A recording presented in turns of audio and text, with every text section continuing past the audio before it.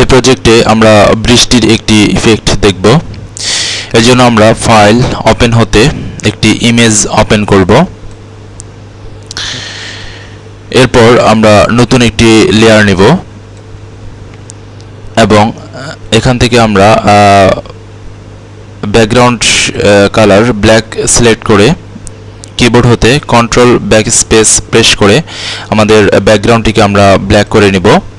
এরপর filter menu হতে noise add noise select করব। এখান থেকে আমরা অ্যামাউন্ট 50 এবং ডিস্ট্রিবিউশন হতে গোশন সিলেক্ট করে আমরা ওকে করব। পুনরায় ফিল্টার মেনু হতে ব্লার মোশন ব্লার সিলেক্ট করব। এখান থেকে আমরা অ্যাঙ্গেল -63 এবং ডিস্টেন্স 14 পিক্সেল করে ওকে করব। এরপর আমরা লেয়ারের ব্লেন্ডিং মোড স্ক্রিন করে দেব।